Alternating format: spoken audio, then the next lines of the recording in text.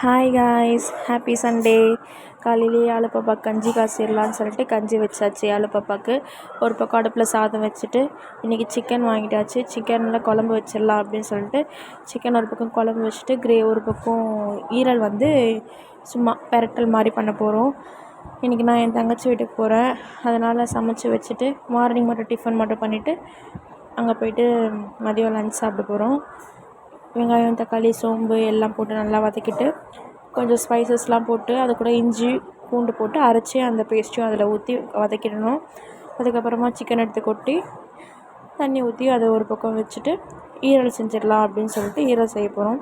அரிசி மாவு காலி ஆயிடுச்சு, அதுக்கு கொஞ்சம் ஒரு பக்கம் அரிசி போட்டு வச்சிடலாம்.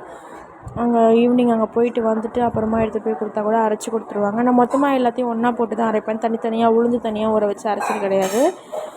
நான் கடையில் கொடுத்து அரைக்கிறதுனால எல்லாத்தையும் ஒன்றா போட்டு அப்படியே வச்சு அரைச்சிடுவேன்.